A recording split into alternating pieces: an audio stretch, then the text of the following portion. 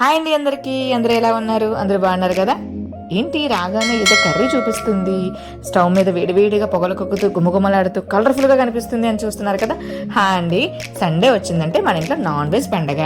ముక్క లేనిదే ముద్ద దిగదు అన్న నాన్ వెజ్ లవర్స్ కోసం మటన్ కర్రీ నా స్టైల్ ఎలా వండుతానో చూపిద్దామని తీసుకొచ్చేసాను వీడియోని. సో నేను చేసే విధానంలో ఏదో ఒక పాయింట్ మీకు నచ్చచ్చు, అది మీకు యూజ్ అవ్వచ్చు అన్న ఉద్దేశంతో వీడియోని అయితే తీసుకొచ్చేసానండి. నేను ఎలా చేస్తాను, అందులో టేస్ట్గా స్పెషల్ టేస్ట్ రావాలంటే ఏం వేస్తానో కూడా మీకు చూపిస్తాను. సో ఇంకా ప్రాసెస్లోకి వెళ్ళిపోదామా? వచ్చేయండి మరి.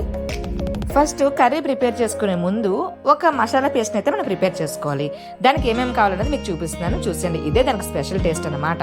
సో ఒక 4-5 దాల్చిన చెక్క, ఒక స్పూన్ ఏమో జీలకర్ర, నెక్స్ట్ ఒక 1.5 స్పూన్ ఏమో ధనియాలు, ఒక 6-7 యాలకులు, ఒక 1/2 స్పూన్ ఏమో లవంగాలు, 3-4 అనాస పువ్వు కూడా వేసుకోవాలండి. ఒక మీడియం సైజ్ ఉల్లిపాయ, టమాటా కూడా ముక్కలు కట్ చేసుకోండి. పేస్ట్లోకి అది కూడా కావాలి. మనం కూర తీసుకున్న దాన్ని బట్టి క్వాంటిటీ వేసుకోవాలండి. 1/2 కేజీ అయితే 1/2 కేజీ, 1/2 కేజీ అయితే 1/2 కేజీ. సో ఇవన్నీ ఒక మిక్సీ గిన్నెలో వేసేసుకోండి. అల్లం వెల్లుల్లి కూడా వేసుకోండి. మీడియం సైజ్ అల్లం, ఒక 4-5 వెల్లుల్లి రెబ్బలు కూడా వేసుకోండి. ఈ పేస్ట్లోకి అవి కూడా కావాలి. మొత్తం కలిపి పేస్ట్ చేసేసుకోండి. నేను చేసిన పేస్ట్ అండ్ వేసిన ఇంగ్రీడియంట్స్ అన్ని 1/2 కేజీ మటన్ కర్రీకి సంబంధించిన క్వాంటిటీ అయితే వేసుకున్నానండి. సో మీరు ఎంత తీసుకుంటే దానికి తగ్గట్టు క్వాంటిటీ తీసుకోండి. చక్కగా ఒక కుక్కర్ పెట్టేసుకొని అందులో ఒక 4-5 స్పూన్లు ఆయిల్ వేసేసుకోండి. ఆయిల్ హీట్ ఎక్కిన తర్వాత ఒక 2 మీడియం సైజ్ ఆనియన్స్ కట్ చేసుకుని ఆ ముక్కల్ని అయితే వేసేసుకోండి. ఒక 4-5 పచ్చిమిర్చిని కూడా వేసేసుకొని మంచిగా ఫ్రై చేసుకోండి. అవి మంచిగా గోల్డ్ కలర్లోకి ఫ్రై అయినంత వరకు దగ్గరుండి ఫ్రై చేస్తూ ఉండండి, మాడిపోతే. లేకపోతే చక్కగా ఫ్రై చేసుకున్న తర్వాత మనం క్లీన్ చేసి పక్కన పెట్టుకున్న మటన్ని కూడా వేసేసుకొని అందులో ఆ 2 మిక్స్ అయ్యేలా కలుపుకొని మూత పెట్టి ఒక 10 నిమిషాలు వదిలేయండి. చక్కగా దాంట్లో ఉన్న వాటర్ అంతా కిందకు వచ్చి ఆ ఉల్లిపాయలు పచ్చిమిర్చి మటన్లోకి మంచిగా కలిసిపోయి ఉడుకుతూ ఉంటుందన్నమాట. సో మనం పక్కన పెట్టుకున్న పేస్ట్ని కూడా ఇప్పుడు అందులో వేసేయండి.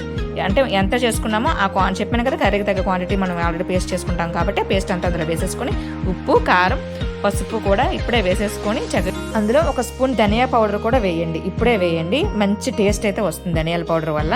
అది తినడం వల్ల మంచి డైజెషన్ కూడా, మనం నాన్ వెజ్ తిన్నా కూడా మంచిగా డైజెషన్ అవుతుంది. మనం ప్రతి కర్రీలో ధనియా పౌడర్ అనేది వాడుకోండి, అలవాటు చేసేసుకోండి, అది హెల్త్కి చాలా మంచిది. సో అవన్నీ మంచిగా మిక్స్ అయిన తర్వాత మూత పెట్టేసుకొని 10 నిమిషాలు వదిలేయండి. మళ్ళీ మూత తీసిన తర్వాత మళ్ళీ కొంచెం కొత్తిమీర వేసేసుకొని చక్కగా అవన్నీ కలిసేలాగా కలిపేసుకోండి. కొత్తిమీర ఇప్పుడు వేయాలి, మనం ఫైనల్ ఫినిషింగ్ టచ్లో కూడా కొత్తిమీర వేసుకుంటాం అనమాట. ఇప్పుడు ఫ్రై అవుతున్నప్పుడు కొత్తిమీర వేయడం వల్ల మంచి టేస్ట్ అయితే వస్తుంది. చక్కగా అవన్నీ కలిపేసుకున్న తర్వాత సాల్ట్ కూడా ఇప్పుడు మీరు చూసుకోండి. ఇందాక మనం సాల్ట్ వేసినప్పుడు సరిపోకపోతే ఇప్పుడు వేసేసుకోండి. వేసుకొని 1.5 గ్లాస్ వాటర్ వేసుకొని కుక్కర్ మూత పెట్టేసి ఒక 6-7 విజిల్స్ అయితే వేయించేసుకోండి.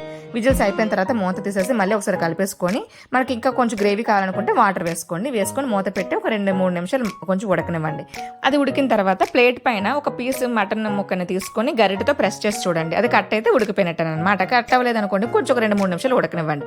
చక్కగా ఉడికిపోయిన తర్వాత కొంచెం కొత్తిమీర తీసుకొని కర్రీలో వేసుకోండి. ఎంత కొత్తిమీర వేసుకుంటే ఈ కూరకు అంత టేస్ట్ వస్తుంది.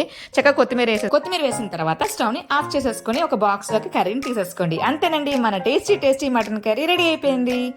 ఈ మటన్ కర్రీ రైస్లోకి కానీ చపాతీలోకి కానీ అద్దరిపోతుందండి. తింటే మళ్ళీ తింటారు. నా స్టైల్లో మటన్ కర్రీ అయితే నేను ఇలా చేస్తానండి. మీకు కూడా నచ్చితే మీరు కూడా ట్రై చేయండి.